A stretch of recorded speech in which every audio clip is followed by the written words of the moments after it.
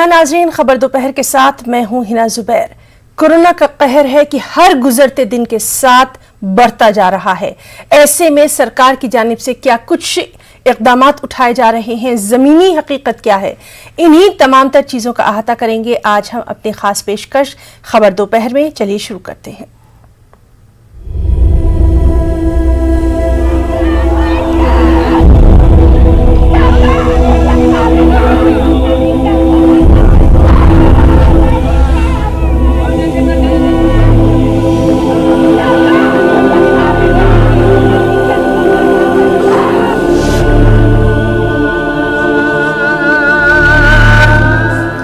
आलमी वबा कोरोना ने दुनिया को अपने घुटनों पर ला खड़ा किया है।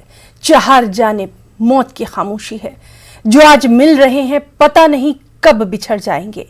जिंदगी की पगडंडी पर मौत की पहरेदारी है। सिर्फ मुल्क भर की अगर बात करें तो पिछले 24 घंटों के दौरान 2,74,000 मामले सामने आए, जबकि इसी दौरान 1600 से ज्यादा अफराद की मौत हुई। हर जानिब कोरोना का बुहरान दिखाई दे रहा है। रियासत और मरकज में ऑक्सीजन, टीकाकारी, रेमडेसिविर इंजेक्शन को लेकर बहस जारी है। कोरोना से सबसे ज्यादा मुतासरा रियासतें महाराष्ट्र, दिल्ली, राजस्थान, यूपी, मध्य प्रदेश में ऑक्सीजन की जबरदस्त किल्लत देखी जा रही है। लोग अपने बुजुर्गों, नौजवानों और बच्चों को लेकर अस्पतालों के चक्कर पे चक्कर काट रहे हैं, लेकिन हालात ऐसे हैं कि कई इलाकों में कोरोना पॉजिटिव मरीजों के लिए बेड तक दस्तयाब नहीं। बेड की बात तो छोड़िए, अब तो ले जाने के लिए एम्बुलेंस तक दस्तयाब नहीं है।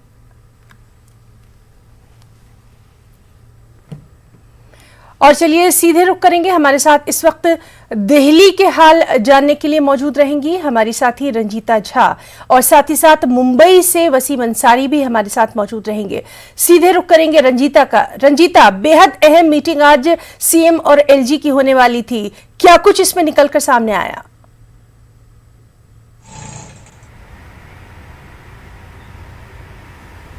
हिना, देखिए बड़ी खबर दिल्ली के लिए आ सकती है। 12 बजे प्रेस कॉन्फ्रेंस करेंगे दिल्ली के मुख्यमंत्री अरविंद केजरीवाल, और जो सूत्रों के हवाले से खबर निकल कर आ रही है वो ये कि आज से दिल्ली में लॉकडाउन लगाया जा सकता है। 1 हफ्ते का ये लॉकडाउन होगा।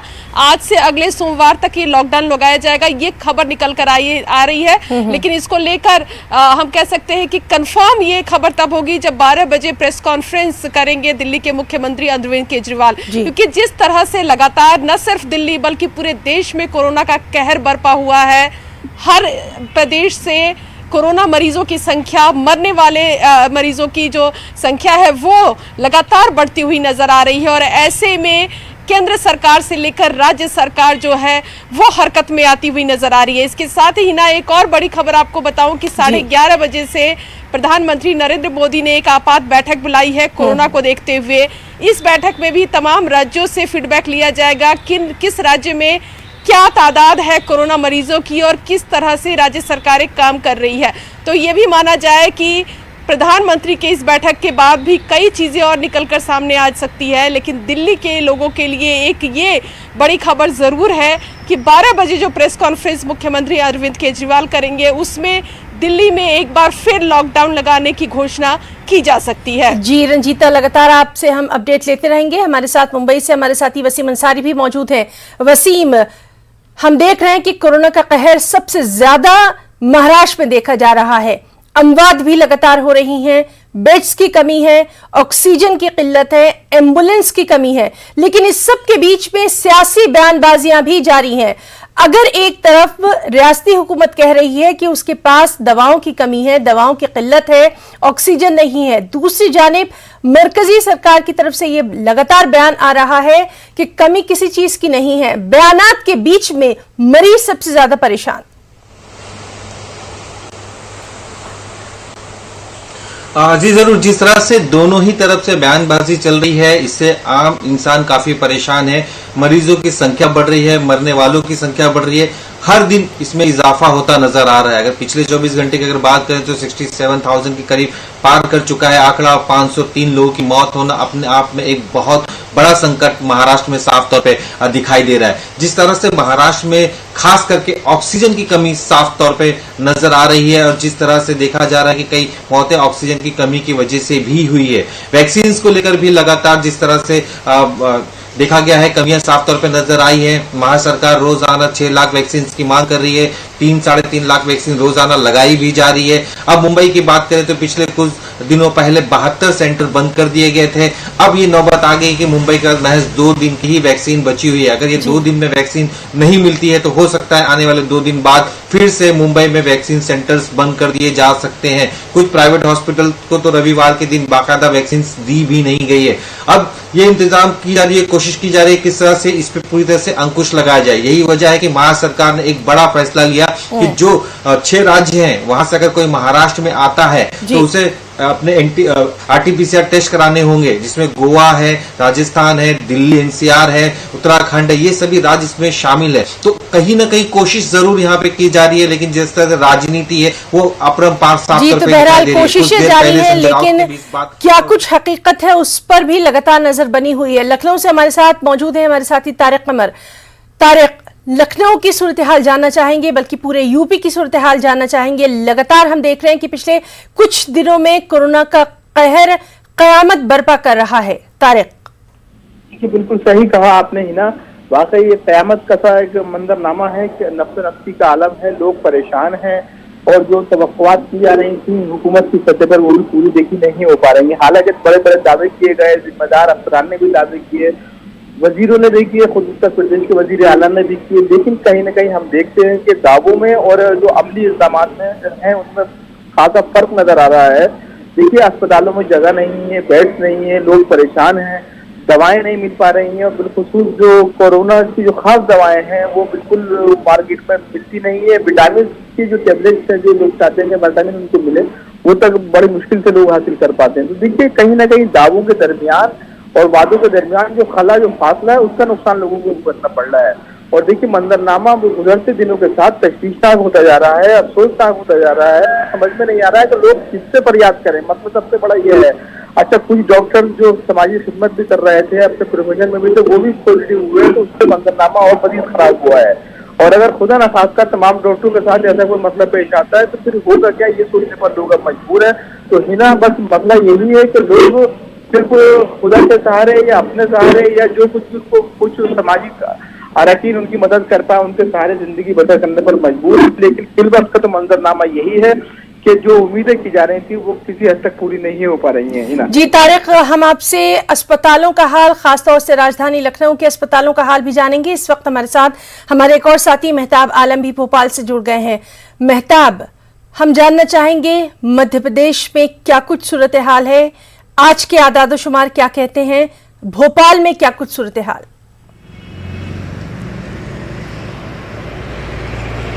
है ना, बता दें मध्य प्रदेश में हालात रोज बरोज तशवीशनाक होते जा रहे हैं और हालात इतने तशवीशनाक हो गए कि आज वज़ीर आला शिवराज सिंह ने थोड़ी देर पहले वज़ीर दिफा से भी बात की और वज़ीर आज़म से भी बात की और मध्य प्रदेश में जो आर्मी के हॉस्पिटल हैं उसको कोविड सेंटर बनाने को लेकर बात की गई है। एक तरह से सेना की मदद को लेकर जो पहले ही आवाज़ उठाई जा रही थी, अब मध्य प्रदेश हुकूमत ने हालात को देखते हुए बात की है और थोड़ी देर बाद जो है वज़ीर आला इस पहलू पर लेकर मध्य प्रदेश के तमाम कलेक्टरों से उस पर बातचीत करेंगे ताकि उनको ज़रूरी हिदायत दिया जा सके। और वहीं पर मध्य प्रदेश में अगर हम टोटल उसकी बात करें तो कोरोना के एक्टिव मरीजों की तादाद 68,000 को तजावुज़ कर गई है।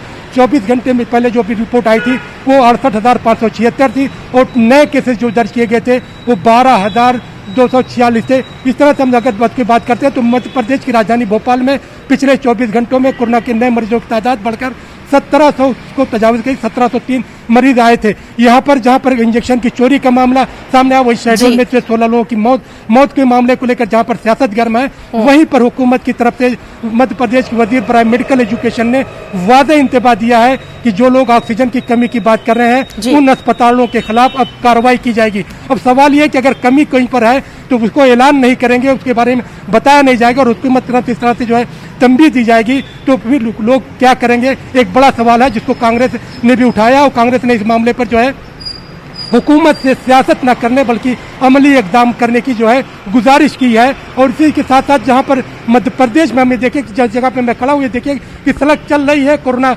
कहर की बताया जा रहा है, कोरोना कर्फ्यू भी बताया जा रहा है, लेकिन लोग जो है संजीदा होने को है ना तैयार नहीं है। आप खुद अंदाजा कर सकते हैं कि ये कोरोना अगर कर्फ्यू है तो क्या कर्फ्यू में इतनी बड़ी तादाद में लोग अपने घरों से बाजारों से निकल कर जाते हैं। अब आप देखिए कि सामने जो शख्स आ रहा है जिसके मुंह पर मास्क तक नहीं है, इससे आप खुद अंदाजा करती कि क्या लोग इस मामले को लेकर संजीदा है। अगर संजीदा नहीं है तो इस कोरोना को लेकर हुकूमत जो कोशिश कर रही है, अवामी सतह पर जो कोशिश की जा रही है, मेहताब आपने ठीक कहा। और लगातार न्यूज़ 18 उर्दू भी अपने तमाम नाज़रीन से बार बार ये अपील कर रहा है, ये अपील खुद उनके लिए है कि मास्क का इस्तेमाल जरूर करें। लगातार हमारे तमाम नुमाइंदे जो हैं वो भी हमारे साथ मौजूद हैं। रंजीता, एक बार फिर से आपका रुख करना चाहेंगे। जिस तरह से हमने देखा है कि चलिए वीकेंड कर्फ्यू की बात हो गई है, इसके बाद लॉकडाउन की भी बात हो रही है, लेकिन इस सब के बीच में सबसे अहम खबर जो आज आई है वो ये कि जो इंजेक्शन है जिनकी कालाबाजारी या ब्लैक मार्केटिंग, इसको रोकने के लिए बाकायदा कंट्रोल रूम बनाया जाएगा।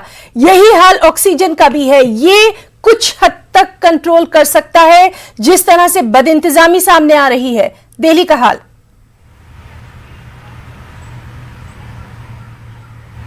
देखिए, निश्चित तौर पर ही ना रेमडेसिविर की बात कर रही हैं आप, और जिस तरह से लगातार कोरोना मरीजों के लिए इस इंजेक्शन को लेकर लगातार जो मांग उठ रही थी, उसके बाद कई राज्यों से ये खबरें निकल कर आई कि कालाबाजारी हो रही है। जो रेट मुहैया कराया गया है, जो एक MRP रही है इस इंजेक्शन की, उससे ज़्यादा दाम पर लोग इसको खरीद रहे हैं, क्योंकि लोगों को ये लग रहा है कि वो अपनों को सिर्फ इस इंजेक्शन से बचा सकते हैं। जिसके बाद दिल्ली और खासकर कई ऐसे राज्य जहां कोरोना के सबसे ज़्यादा मामले हैं, राजस्थान से खबर निकल कर आई, पंजाब से आई, महाराष्ट्र से लगातार रेमडेसिविर को लेकर ये खबरें निकल कर आती रही कि कालाबाजारी हो रही है। और उसको रोकने के लिए स्वास्थ्य मंत्रालय ने अभी 2 दिन पहले रेमडेसिविर के जितने भी कंपनियां इस कंपोजिशन की दवाइयां या इंजेक्शन बना रही है, उसका एक रेट निर्धारित कर दिया गया सरकार की तरफ से कि इस रेट से ज़्यादा इस इंजेक्शन की या दवाई की खरीद बिक्री नहीं की जा सके। इसके साथ ही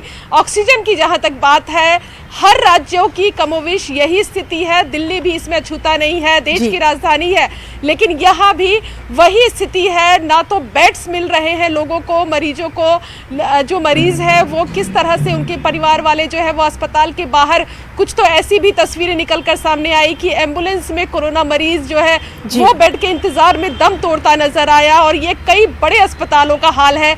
LNJP जो दिल्ली का सबसे बड़ा अस्पताल माना जाता है, बड़े अस्पतालों में गिनती आती है LNJP की, वहां की तस्वीर ये दिखी कि एक बेड पर 2 और 3 कोरोना मरीजों का इलाज चल रहा है।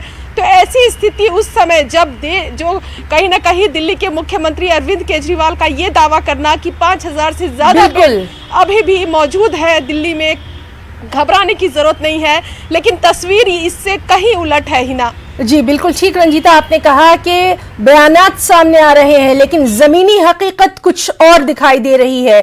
एक बार फिर से रुख करेंगे वसीम अंसारी का। वसीम, जिस तरह से अभी हम रंजीता से बात कर रहे थे, रेमडेसिविर इंजेक्शन की बात कर रहे थे, साथ ही साथ ऑक्सीजन की किल्लत की बात कर रहे थे, मुंबई में खास तौर पर क्या कुछ हाल है? तमाम तर बड़े अस्पताल वहां मौजूद हैं, लेकिन जो तस्वीरें निकल कर आ रही हैं बेहद भयानक निकल कर आ रही हैं। कोई पुरसाने हाल नहीं मरीजों का।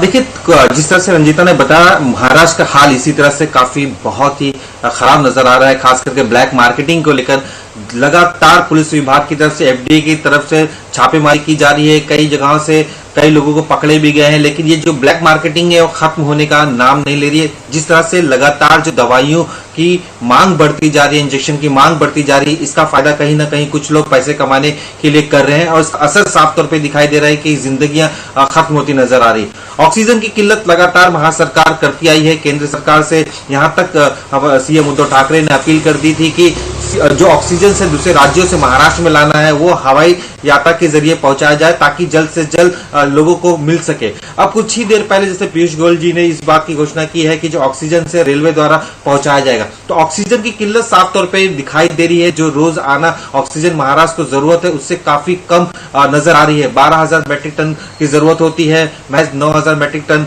उनके पास है। इस तरह की जो खबरें सामने आ रही है तो इसे लेकर भी काफी दिक्कतें बढ़ रही है। और जहां तक बेड की बात करें तो अब भी बेड को लेकर काफी कुछ दिक्कतें महाराष्ट्र में साफ तौर पर नजर आ रही है। इसकी एक वजह यह भी है कि लगातार जो आंकड़े नजर आ रहे हैं 50 से 60,000 रोजाना, तो रोजाना जिस तरह से मरीज बढ़ रहे हैं उसी हिसाब से फैसिलिटीज भी बढ़ानी है, लेकिन ये फैसिलिटीज बढ़ नहीं पा रही है। लगातार कहर बढ़ता जा रहा है, लेकिन इंतजाम क्या हो रहे हैं उसी पर हम ये तमांतर प्रोग्राम में बात कर रहे हैं। तारिक कमर, आपका रुख करना चाहेंगे और आपसे जानना चाहेंगे, यूपी में खास तौर पर यह बात देखने में आ रही है, तमाम अपोजिशन भी लगातार इल्जाम लगा रही है कि जो अमवात के आदादो शुमार हैं वो गलत बताए जा रहे हैं, जो मरीजों की तादाद है वो गलत बताई जा रही है। कहीं ना कहीं जो जमीनी हकीकत है वो आप हमारे नाज़रीन को बताइए, क्या कुछ वहां पर नजर आ रहा है?